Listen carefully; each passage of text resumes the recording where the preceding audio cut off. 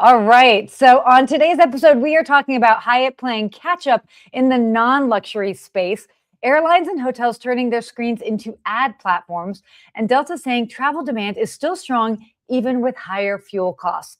We'll also get into how FAA is forcing flight reductions at Chicago O'Hare and a viral, you're going to stay tuned for this, a viral airplane moment that has the internet debating passenger etiquette again. Let's get into it.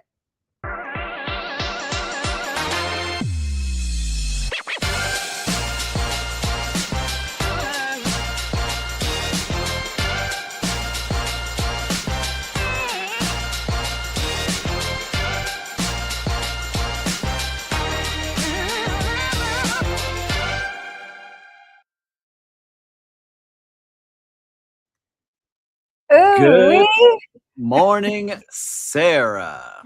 Good morning, Steve.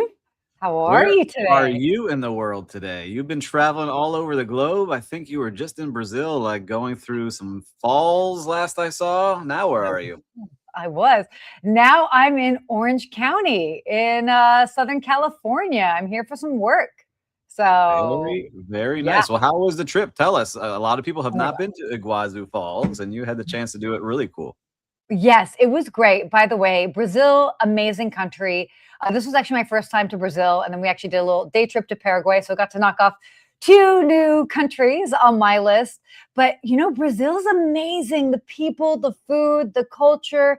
I mean, it really was just such a wonderful experience. We were in Sao Paulo, and then we spent a good chunk of our time in Iguazu. For those that don't know, that's their famous waterfall system there that basically it's kind of the intersection of Brazil, Argentina, and Paraguay. And also what was really neat is to learn about their we actually got to go through a dam and find out how they do all like water power, like hydropower, and they've got a lot of conservation efforts. So there was a lot of green conversations that we were having while we were there. So amazing trip. If anybody that's listening gets a chance to go there, I highly recommend going to check it out, whether the Brazil side or the Argentinian side. So awesome time. It looked just like the Jungle Cruise I took at Disney. I look exactly the same. You going underneath those falls. So right? No, but it looked awesome. That trip looked amazing. It made me want to go visit. So you definitely influenced me. I'm sure many others. Yes. Check it out. But that was great. And we had Alice on the show. Was it last week, right before you guys went? So that was cool to see what you guys were all up to this week. It looked like a great adventure. Yeah, it was a lot of fun. So now I feel like I'm a little bit inspired with my little Jaguar inspired. This might be a leopard or a cheetah. I don't know what it is, but one of the animals from the jungle.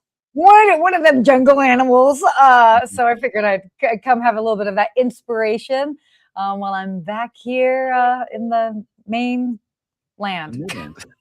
Yeah, and viewers and listeners, I see you guys checking in. Lou, good to see you from Charleston. Andres is saying hello on YouTube. If you are watching, let us know where you're watching from. We always love to hear where you are in the world because we have so many people from so many different countries and continents. It's always great to see. And we like to ask questions if you're in those countries, what you're seeing when we touch some of these topics. So it's always fun to know who's watching and listening. So we got Andres in the USA. So USA is a big country, Andres. You got to let us know where you're watching from. Yeah. Oh, so how was your week before we dive into this? Well, my week has been busy, a lot of prep. I've got kids. I got spring break coming up next week. Ooh. So hitting the high seas on the Royal Caribbean, Wonder of the Seas. So if anyone's been on Wonder of the Seas, let me know your tips. But I think it's the 3rd largest cruise ship in the world right now. And I like those big ships. I know you tend to lean more towards some of the boutique ones sometimes, but I like the big ones. I like the big ones too. There's something for everybody. And you'll have to let me know how that is. I've actually never been on a Royal Caribbean ship. So really? Yeah. I'm shocked, actually. How long is your cruise? It's just a week. 5 days? Okay, yeah. 7 days? Okay. Yeah, no, 5 days. Monday to Friday. They got to go back to school. So we got to come and prep, get those kids ready. But great time. I'm excited for that. So I've been prepping for it. Been getting in shape. I don't know if you guys can tell. I don't know. Oh, we got that snatched jawline. Good Morning Hospitality fans. I don't embarrass myself out there on the pool deck. So it's been fun. You are crazy. I did a kettlebell workout last night. I can't even walk this morning. So it's fun. Oh, that's kind of fun. Yeah. Very fun. Okay. So a lot going on. Well, we also have a lot going on in the world of hospitality. Should we jump into those? Yeah, why don't we go ahead and get started today? on some topics today? Ooh, Athens, Greece. We got Thank you for joining us. Portugal. We got some great ones. Oh, wait, Portugal. Here we go. Yeah, I see Portugal Oh, watching. Porto. Oh, hi, Mhm. Nancy. That's my Aunt Nancy. By the way, for anybody that's in Porto, Portugal, I'm going to do a plug for you, Nancy, Auntie Nancy. She actually plays in the orchestra in Porto. So if you happen to be visiting Porto, you should absolutely make a chance to take the time to go check out the orchestra there. And she is first chair, second violin. So Oh wow, we need some like maybe sign off music with her violin. That would be cool. yeah, we do. What is fun to see.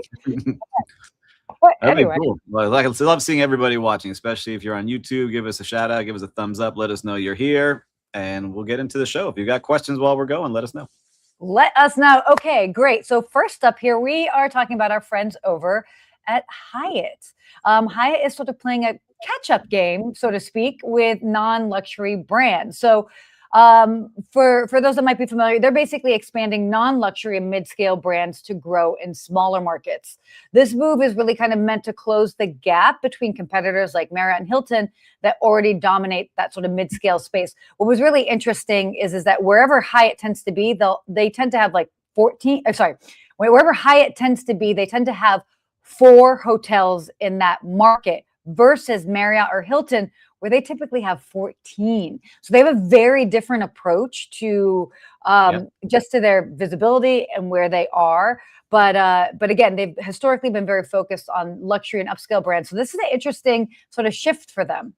Oh, it's true. And I see it just in here in Miami. I'm thinking about it. They're trying to make a big push on these brands at Hyatt Studios, which is their extended stay brand. Hyatt Select, which is like a conversion-friendly brand targeting independent or competitor flagged hotels. So like, come on over, keep your standards, join our Hyatt Select. And then Unscripted by Hyatt, so like a soft lifestyle brand that lets operators keep their brand as well. So they're trying to break in, but I see it now. Like they have the Hyatt Andaz, they have the Grand Hyatt that's being built, they have the Hyatt Downtown Convention Center, right? So they have all those here, but you don't really see those mid-scale. And so they're really trying to make a big push. And it's, when you have these kind of brands, you can convince other operators, keep your identity, but come join Hyatt Engine. And so I'm curious to see if they're able to do that and how fast they do that, because it's really competitive with all of the hotels now and so many brands that we talk about on our show to see how and what Hyatt will be doing. But it's going to be interesting, right? Because they do focus a lot in that luxury space. And we've been talking about it. Luxury is always doing well. So you chase that dollar at the top and you're really chasing that high ADR in the middle class. They kind of have these brands that are starting not to get filled. So I'm curious about this play, but I'm sure they see something. What are you thinking on that? Yeah, no, I completely agree. Well, and also the article kind of went through it to explain that, yes, as we all have been talking about for months, I feel like almost a year now, luxury is going strong. So we know luxury is going strong. But there's also just been a consumer shift in general with economic uncertainty, with more people being able to work from wherever. We are seeing more people that are opting for longer stays, more of these mid-scale brands that work for families that are, maybe they're doing road trips. And so there's absolutely a space for that. And especially, by the way, in the US market. So I know that this was very much geared around what they're seeing sort of in the US market. So it makes sense. And what I like seeing too is that they're using their Hyatt Studios and how efficient they're trying to be to really kind of speed up and save costs on things. And so for listeners, it's kind of interesting. At their Hyatt Studios, they don't just start with renderings. They start talking to people on the ground first. Like general contractors said the ceiling height, 8 feet 6 inches required custom cut lumber. So they suggested dropping it to the standard 8 feet and shaving time and money from every single build, saving owners money on that. And then corporate travelers they were interviewing from companies like Amazon and SpaceX liked an open closet concept, but said guests needed more drawer space. So they added more drawers to some of their concepts. And then talking to housekeepers and traveling nurses, they flagged hard to reach and dim areas of the bathrooms, prompting the team to swap out the shower fixtures and changing where the vanity lights were. So they're listening to their customers, really trying to figure out what will be best in these kind of mid-scale brands and how they can get them up as quick as possible. So I like that they're listening to the guests versus sitting in a boardroom. I think this is cool and that design looks awesome, and it not really being functional for what everybody needs in that space. Yeah. It's great. It's again, interesting shift that's happening. And it kind of makes sense. I'm a fan of Hyatt, and to see them kind of just to be more prevalent and have more options in different markets I think it's a great play.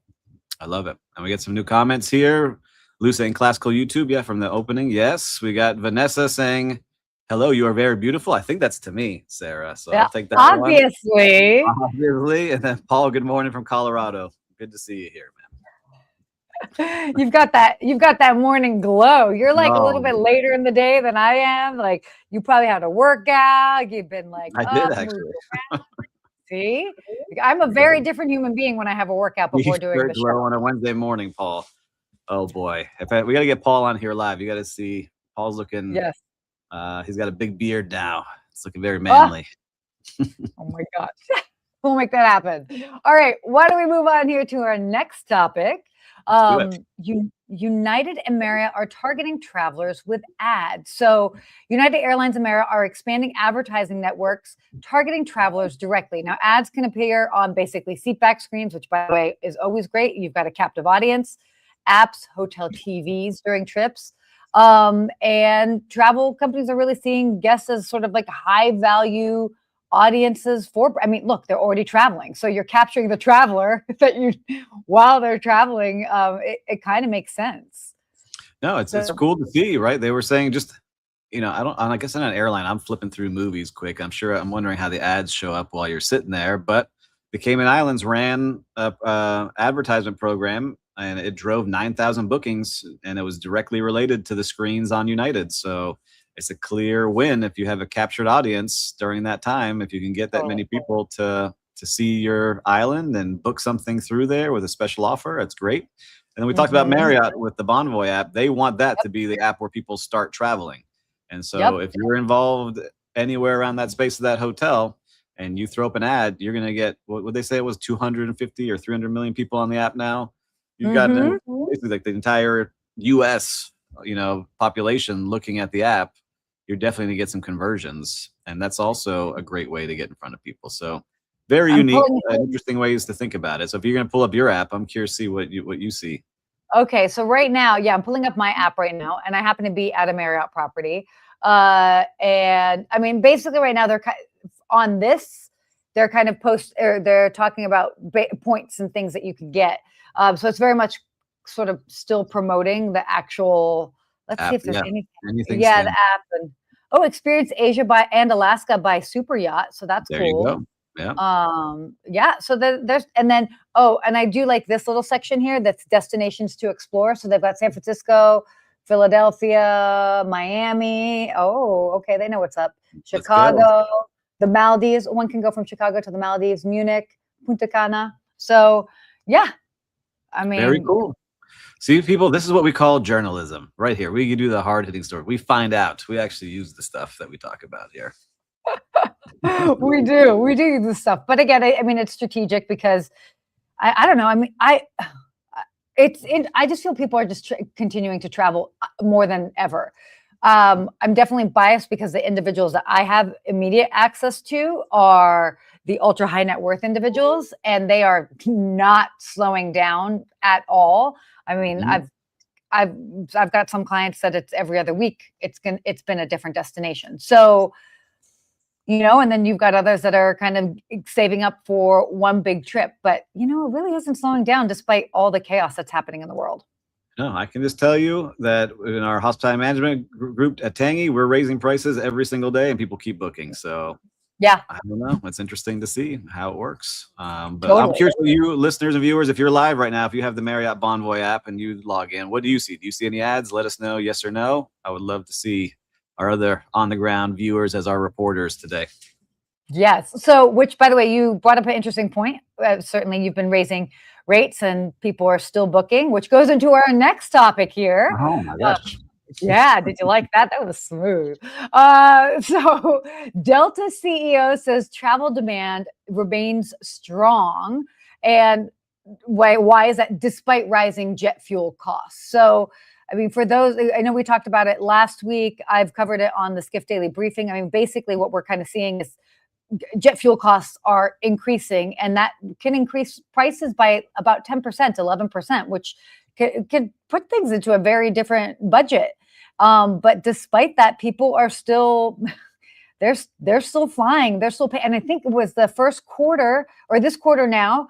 I think they've like made the most that they've ever done. There was something really interesting about that. I have to quickly pull it up in the article, but it's wild. Premium and international travel remain especially resilient. As somebody who's gone to Mexico, so basically Central America, Europe, and then South America. Doing it. You're the one driving the business. It's me. It's all me. You're welcome, Delta. But yeah, they're busy. They're full, and people are still going despite whatever the news is around the world. Because I know that there's a lot of news too. I just think that we got Lou. My Marriott app just pulled up a Taiwan ad. There you go, Lou. You're a journalist now. Congratulations. Good job letting us know. Yes. On the Delta news, like I'm curious to see. Like I went to go fill up my truck last night, and gas really did jump overnight. Yeah. Oh, how much is it for you? Because you guys always have significantly lower than California. I mean, look, a week ago it was like $3 something to fill up, and then last night was $4.79 for the same gallon. So at the same gas station. What I would have, well, now I have an electric car. I'm saying that's a giant jump percentage wise, and so that's going to catch up. I think very soon when you start looking to book your flights, you're going to start to see significant bumps in those rates. I didn't get to take a look this morning, but I'm flying multiple times over the next month and a half, and so I'm lucky I locked those in. But I'm sure the future trips I have to take are going to be way more.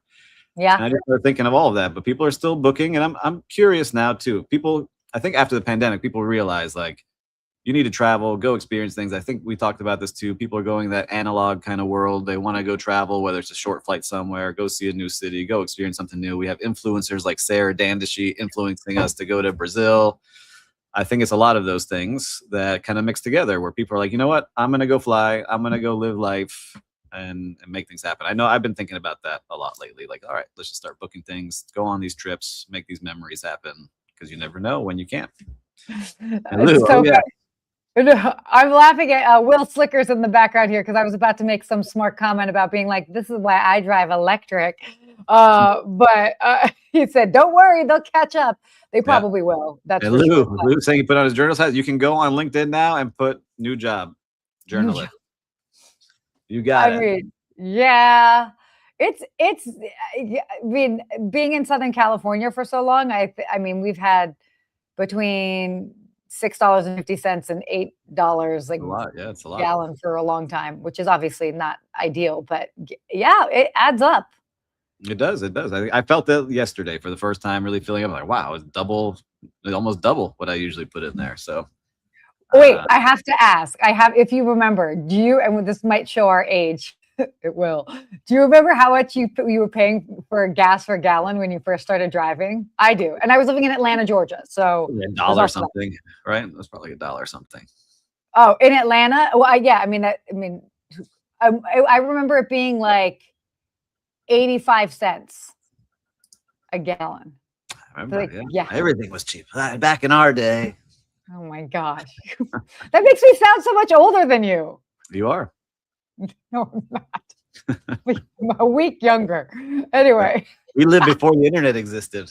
We did. Oh my gosh. From the 1900s. Oh, true. Hilarious. All right, let's keep it moving. Let's move on to our next topic here. So this is wild. FAA is forcing flight reductions at Chicago O'Hare. So the FAA has ordered flight reductions for Chicago O'Hare to address congestion and delays. Airlines have to temporarily reduce schedules during peak travel periods. Basically, why is this happening? It's happening because of air traffic control shortages. This is a real deal. They were happening in Burbank Airport in Southern California. I don't know if you've heard of other ones, but yeah. Well, I just know you were on a lot of airports. I don't know what you saw, but I know leaving Miami last night, my business partners for Baia, they couldn't get out. They had to figure out. They had multiple cancellations. It was a mix of PSA and weather and flights not making it, and it was a drama of all day trying to figure out. I just had to Yeah. get from Miami back to Texas. And so I started seeing things out of Austin, Texas, where they're from, where they were getting to the airport 4 hours early because the line was all the way out the door. And so I can only imagine you have to make sure, how are you going to get that many people through? You got to reduce these flights if you can't get people through. It's just going to be chaos.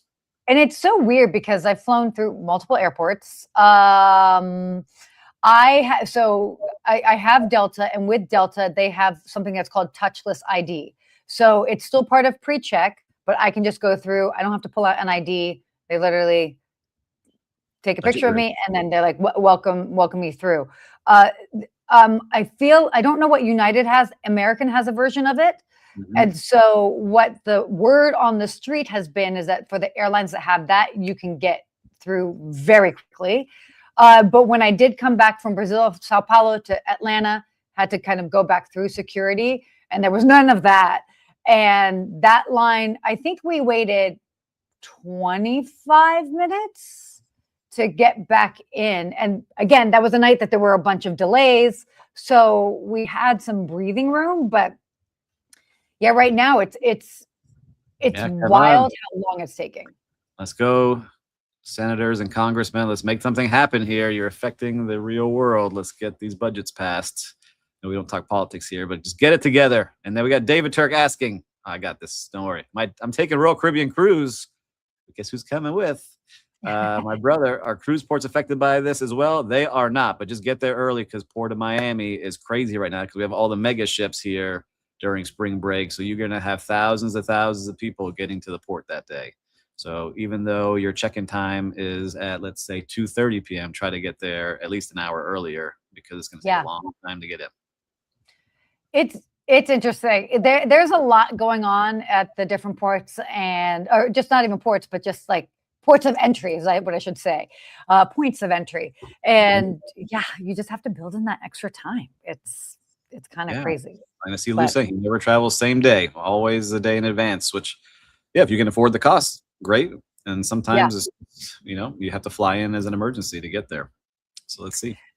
Yeah. And, it's funny. So I very much had to be where I am in Orange County yesterday. I had to do it. And I was flying back from very deep in Brazil. I was deep in South America.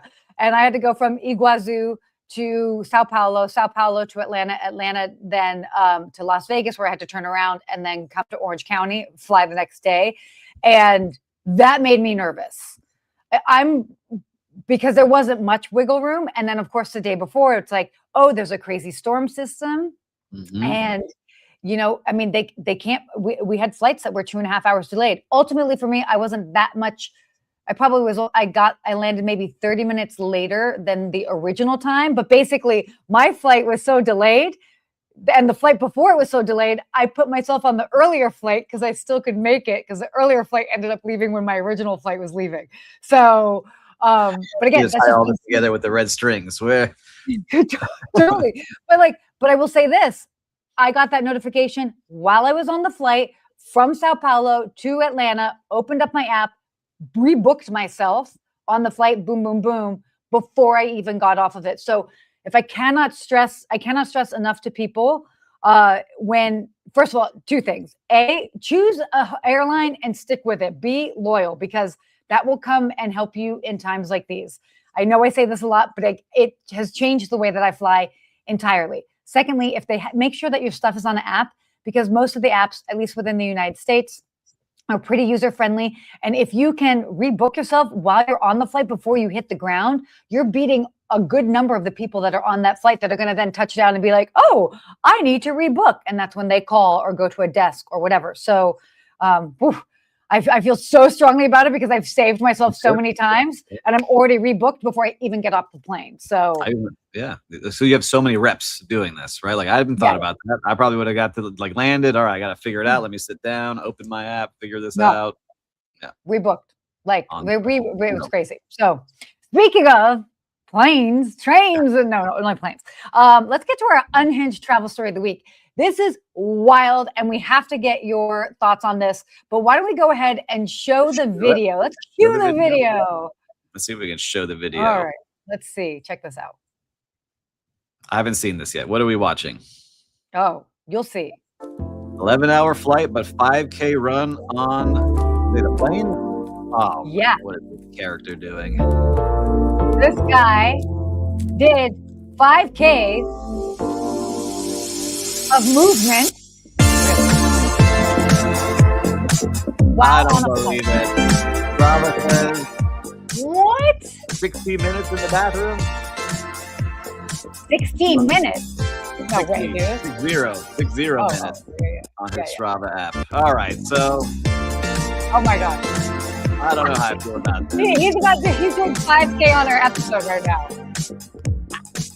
Get this guy off. I don't like this guy. I'm not supporting him. Can you imagine? He decided to do that. That's wild. Now, he had an 11-hour flight, but I mean, I don't know about you guys. Anytime I've been on a flight that's a longer, there's always a line of people needing to go to the bathroom. Adam said this is something Sarah would do. But, hey, Adam Lieberman, you shush it. He's making fun of me. Adam, former fellow concierge of mine based in Vegas, buddy, who's making fun of me because even though I had like 7 hours at home, I still made a workout happen yesterday morning. But no, I would not do this. No way. How is he in there?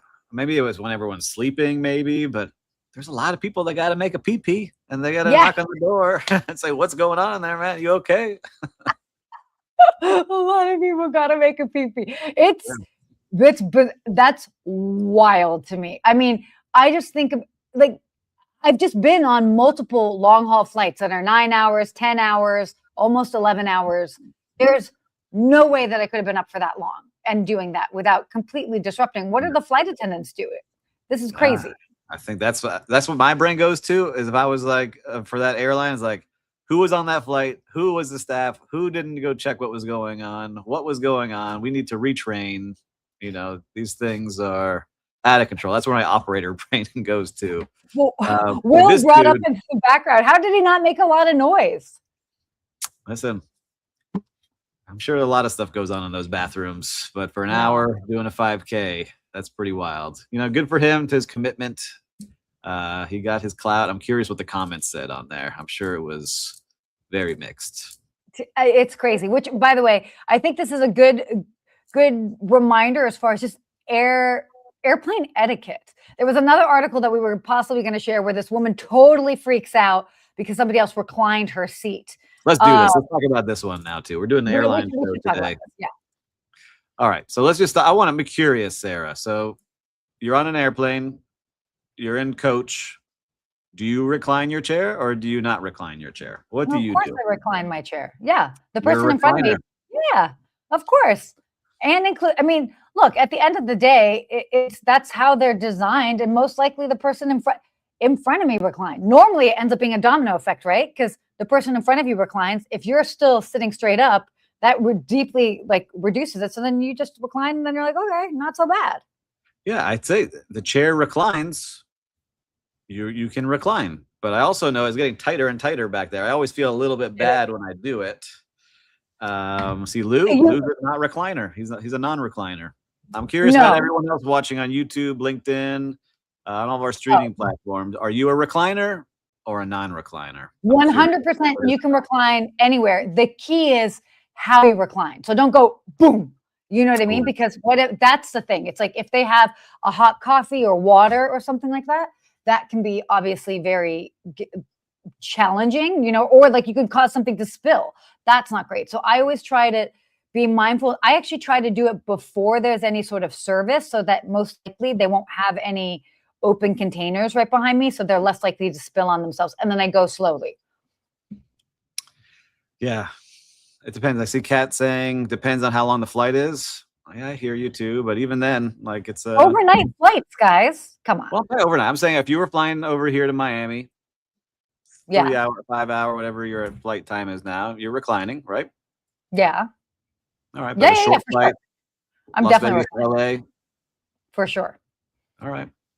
For recliners. Sure. We got recliners. Actually, half and half. Sometimes I don't need it if it's like during the day, and depending on the seat. But in general, yeah, a little bit. I don't know that I recline all the way. I think the only time I recline all the way is when it's overnight. I kind of like to choose seats that are like the end of a section. I mean, I don't like the last seat of the plane, but like the end of a section. So then I'm not ideally not reclining into anybody. Yeah, But well, I like Rebecca's comment, not personally, but she doesn't understand why they get upset. Yeah, people freak out. Like that video we don't have pulled up. Maybe we'll show next week. They were like slamming the person's chair up and down. yeah. Oh, for Paul sure. Not to recline. Okay, so what about windows? Okay, should you have the windows open or closed? Reclining immediately. Okay. Yeah. Okay. Right away, even before the stewardesses allow us. Yeah. Windows. Listen, if you pay for a window seat and you're flying above the clouds, you should be able to look out the window. I get it if it's nighttime or you're trying to if you're doing like an international flight and it's like, okay, they fed everybody's trying to do go to sleep. Okay, I get that. I totally understand that. But yeah, on Monday I had a thing with this flight attendant. It was the daytime. It was basically 10 a.m. They were serving us lunch and my window was still open. I mean, everybody was awake because we were all eating and she was like, "Oh, can you close your window?" She was like, she did the whole thing. And I looked at her like, are you fucking, is it your first time on a plane? What is that? It sounds like she was partying the night before. She was partying the night before. And I was like, yeah, I can't, you can use the overhead light. I was like, yeah, I just wanted some natural light. And then she got so mad at me when it came to her serving my food. She literally handed it. She was like, didn't even look at me. I was just like, are you kidding me? By the way, the other flight attendants were perfectly nice. So and Rebecca's saying, I once had a lady yell at me on a Lufthansa flight back from Italy because I reclined. I was in college and very confused. That's crazy. That's a long flight, Rebecca. I don't know where you live, but I just took that flight. That was a long one. And Paul, we're going to say this one for next one. Kids on a plane bring the discussion to the 300 level course of 101 flying here. Yes, I've got a lot of tips on that. And it's always a little rough, but don't let them run around wild. Rule number 1. I've had that on a flight where the kids are just running around like wild children. So this is true. I'm under control. All right, a lot here. We could keep going. We could make this an hour show. Maybe go on to another live stream of just talking about things on planes, trains, airline etiquette. And then I have another one that we're going to have to bring up. So I'm going to put a pin in it with hotels and charging fees to deliver things to hotel rooms. That's another. That's crazy. So we'll talk about that later. Yes. Well, we covered a lot today. Should we just wrap? Should we do our real-time recap? What should we do? Why don't we do a quickie real-time recap? Quick real-time recap. Where did I go this weekend? Why don't you start while I think what I got going on this week? Okay, you got a lot of cool stories to pull from. Yeah, my real-time recap. I'm just going to do a shout out to Let's Go Iguazu, which is a tour company in Iguazu on the Brazilian side. They were great. They were the company that took us all around. We got to do bike tours, hiking, kayaking, jumping through waterfalls, all the things that we made amendments where we needed to make amendments. They were fantastic. And to me, it was this wonderful reminder, as we left, we gave them a hug and Bruna was our guide. And I was like, oh my gosh, we have a friend now in another country. And I think that's such a wonderful reminder of when we get to go travel. Despite all the crazy news that we're seeing in the world, when you actually get out there and you meet people, you're just reminded of how great other humans can really be and how you can make friends in all these places around the world. So shout out to them. They're amazing. If anybody wants to go to Iguazu Falls, hit me up. I will give you some pointers on what to do. Deal. So yeah, they were awesome. All right, mine will be a little bit different because I've been visiting hotel coffee shops. Yes. Rating them. I'm going to try to do as many as I can. And the reason I'm teaching myself again what I like in hotel coffee shops is we build one. But I'm doing the rating on their coffee, their food, and the retail items because the hotel coffee shop, like what they have and you can bring back. So if anyone has any recommendations for South Florida hotel coffee shops they want me to check out, let me know here in the comments. And I'll go check it out. And you can follow on Instagram, TikTok, and YouTube. And we'll be posting them all there. Love it. Ooh, I'll think of some things and I'll share it with you. Anyway, well, this was a great show. It was fun. It flew by. Yeah. We're going to have to talk about more controversial topics like this. I think so. Hotel etiquette, All the etiquette. I like the etiquette, so I think we should make that a segment. Yeah, maybe. We like should. A scenario. What do you do? Because we're split 50-50 with the comments here from the viewers and listeners. So I really like seeing everyone has a different mindset. Yep. Well, if you like this show, we talked about a lot of great things. Make sure to pause this, share it with a friend, because I'm sure they're going to enjoy it as much. If you haven't signed up for Skift, make sure to subscribe. It's free. It doesn't cost you anything. Just hit subscribe. It helps us. It helps the channel, and we get to do more fun things with you. And until next week, Sarah, stay hospitable. We did it.